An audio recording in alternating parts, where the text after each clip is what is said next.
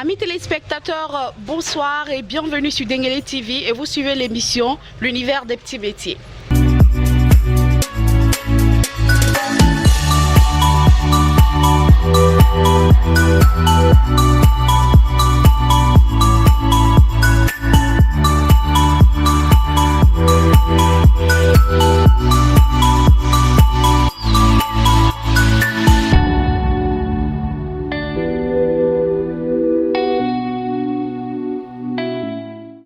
L'univers des petits métiers aujourd'hui reçoit, on allait dire, un forgeron moderne ici dans la ville d'Odiéné. On va dire qu'il est l'un des meilleurs dans son domaine, raison pour laquelle aujourd'hui nous avons choisi pour pouvoir parler de son métier, en fait d'en savoir davantage. Il est avec nous ce soir. Bonsoir monsieur. Oui, bonsoir madame. Alors vous pouvez vous présenter à nos téléspectateurs. Ok, Koulibaly Khalilou. D'accord. Je suis un ferronnier et je fais le métier de la ferronnerie. Ok, c'est quoi la ferronnerie? En quoi consiste la ferronnerie? Ok, la ferronnerie c'est un métier comme les autres. Et on le fait pour trouver le petit pain. Qu'est-ce qu'on utilise? Je veux dire, c'est quoi on travaille dans la ferronnerie? Le fer, je crois, mais qu'est-ce que vous faites plus particulièrement? Ok, on fait à peu près un peu de tout. Hein. On fait les portes métalliques et les machines agricoles, les batteurs de riz et maïs. Tout ce qui est les besoins des paysans, on est aussi dedans. Alors, monsieur Koulibaly, depuis quand est-ce que vous exercez ce métier?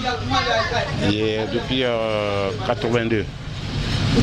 L'apprentissage en 87, j'ai été titularisé.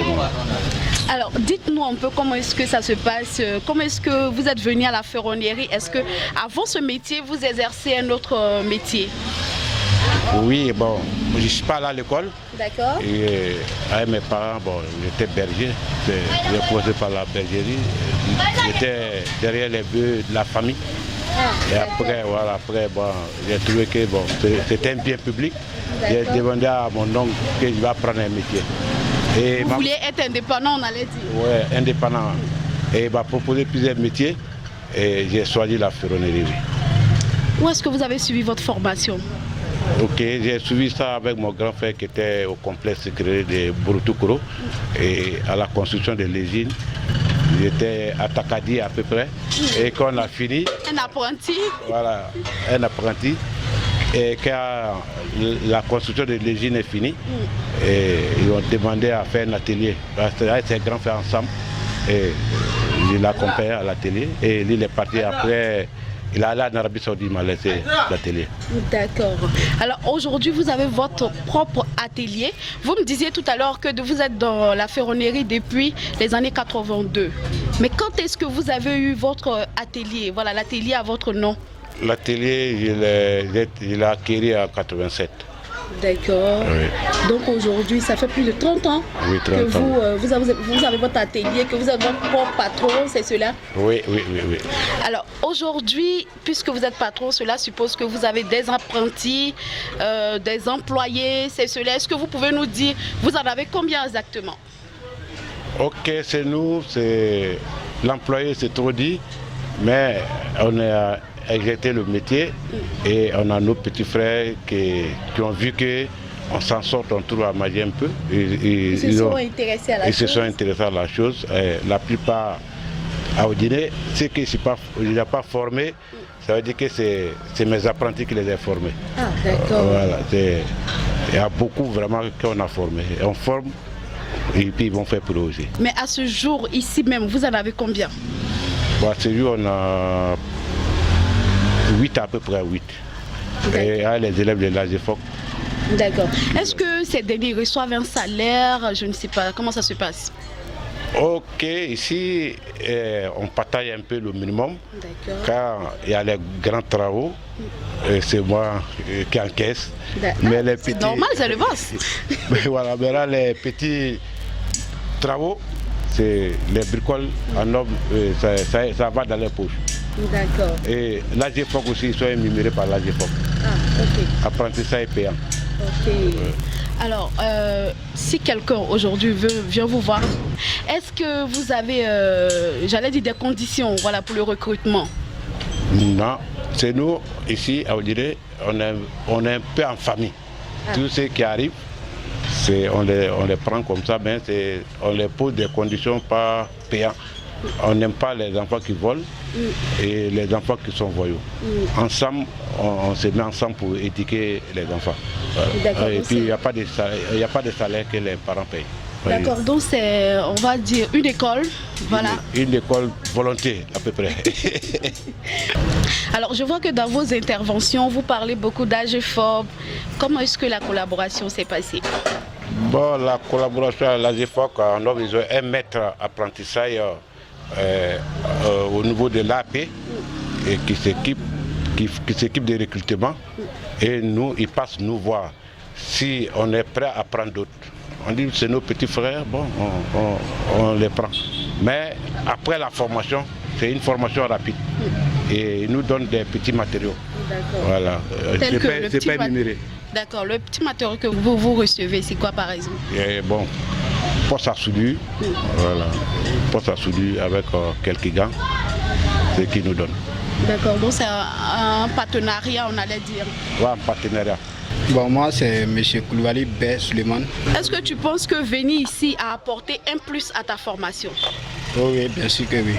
Alors, qu'est-ce que tu as appris ici? Je veux dire, qu'est-ce que tu n'as pas appris à l'école que tu es venu apprendre ici sur place? Mais comme dans le métier, on voit toutes sortes de clients. Bon, souvent, des fois, il y a des clients qui ont le gros cœur. Difficile. Voilà, il y a des clients qui sont difficiles à vivre avec eux. Bon, il y en a plein aussi qu'on arrive à les maintenir. Donc ça veut dire que depuis que vous êtes là avec M. Koulibaly, vous avez appris à gérer la clientèle, à gérer les hommes, les humeurs et tout, n'est-ce pas? Et vous êtes content d'être là? Oui, je suis très content d'être là. Est-ce que vous êtes marié? Oui. Vous avez combien d'enfants? J'ai 6 enfants. Est-ce que vous souhaiterez qu'un jour un de vos enfants fasse de la ferronnerie? Oui, je le souhaiterais. Et il y a un même qui a déjà son BTS en ferronnerie. Ah, super. Le deuxième garçon, oui. D'accord. Oui. Et les autres? Le premier, il est en France, il fait doctorat en alimentation. Félicitations. Ouais. Ok, d'accord, Monsieur Koulibaly. En tout cas, nous, dans cette émission, on est aujourd'hui très ravis de vous recevoir. Je l'ai dit, c'est pas curiosité. Nous, on veut en savoir davantage sur votre métier. On ne sait jamais, peut-être que je vais changer de métier, je vais devenir ferronnière, c'est ça? Okay. Alors, pour cela, je veux savoir, est-ce que la ferronnerie nourrit son homme? Oui, la ferronnerie nourrit son homme à 100%. Alors, excusez-moi d'être un peu indiscrète. Est-ce que vous pouvez nous donner un quota de vos revenus? Ok. Bon, aujourd'hui, on peut donner un petit quota parce que nous sommes avec les COPEC. Souvent, on prend des petits prêts. On arrive à les payer par trimestre à peu près. Si, pour 1 million, par trimestre, on arrive à faire économie de 200 000 francs par mois. Oui. Oui, vous pouvez faire une économie de 200 000 par mois. Oui. D'accord. Est-ce qu'à Odéné, il y a beaucoup de personnes qui sont dans ce domaine-là? Oui. Après, tout dernièrement, avec le recensement pour 100% de M. Ouattara, oui. Quand on a compté les ateliers, ça va dans 42 ateliers à peu près. Et qu'est-ce que ça vous fait? Parce que moi, je sais qu'il y a très longtemps que vous exercez ce métier. Qu'est-ce que ça vous fait de savoir aujourd'hui que vous n'êtes pas le seul à l'exercer? Bon, c'est ce qu'il dit. Avec l'événement de M. Ouattara, on a pris le temps. On a une plateforme au niveau des chambres des métiers. On nous avait demandé de compter à peu près les ateliers. D'accord. Ouais. Alors, moi, ce que je vais dire, en fait, est-ce qu'il n'y a pas une petite jalousie? Est-ce qu'il n'y a pas... Qu'est-ce que vous ressentez? Parce que je me dis quand même, avant qu'il y ait beaucoup d'ateliers comme ça, peut-être que vous avez plus de marchés. Aujourd'hui qu'il y en a, vous ressentez quoi? Qu'est-ce que ça vous fait? Est-ce que vous vous dites, par mois, beaucoup de personnes se sont intéressées au métier? Ou bien vous vous dites, oh non, ils m'ont pris beaucoup de marchés. C'est quoi votre sentiment? Et on a dit tout à l'heure que pour les prendre, on ne prend pas de quelque chose à les parents. Ça veut dire avant de les prendre, on les prend avec nos conditions, avec une conviction pour qu'ils aient les pains demain. Ça veut dire qu'il n'y a pas de jalousie. D'accord. Vous êtes content qu'il y ait beaucoup d'ateliers de ferronnerie à Odéné? Ça, c'est ça, oui. Alors, combien de temps vous preniez en fait pour la fabrication d'une machine, puisque c'est l'une de vos spécialités? Ok, la machine, c'est... on a un problème de matériel sur place. Il y a beaucoup de trucs qu'on commande par Abidjan. Disons, on prend 1 mois pour fabriquer une machine. D'accord. Oui, pour acquérir les matériels, c'est pas facile. C'est l'une des difficultés que vous rencontrez? À 100%. À part ça, bon, je me dis quand même il y a d'autres difficultés. Hein. C'est un métier, il y a beaucoup de problèmes que vous avez par moment. Est-ce que vous pouvez nous en parler? Oui. Surtout, nous, on travaille souvent avec les agriculteurs. Si les produits n'ont pas marché, nous, on n'a pas de marché. Ah, pour vous payer, c'est difficile? C'est difficile. Aussi pour fabriquer les machines, nous, on fait à nos petits moyens. Parce que les petits métiers, ils n'ont pas un bulletin de salaire. La banque n'a pas confiance. Pour avoir un crédit pour te développer. Un prêt. Voilà, un prêt, oui. D'accord. Ok, alors moi je veux savoir, est-ce que quand vous commencez ce travail-là, est-ce qu'il y a un proche qui vous a aidé? Oui, mes grands frères. Parce que c'est l'atelier, même on peut dire que c'est un atelier familial. Ah, super. Oui, parce que à la construction de ce cycle de Borotou, nos grands frères étaient comptables à la construction des complexes secrets de Borotou. Et second était à la BCC à Touba. Et quand le grand frère travaillait là-bas, ils ont économisé sur l'argent. C'est ça ils ont pris, ils sont venus faire l'atelier. Alors quel est le matériel dont vous avez essentiellement besoin ici? C'est-à-dire c'est quel matériel, sans ça vous ne pouvez pas travailler? Première nécessité c'est le courant. D'accord. Après ça un appareil à soudure. D'accord. Une meule et puis une perceuse. Ça c'est pour commencer. D'accord, pour commencer déjà avec ça. Oui.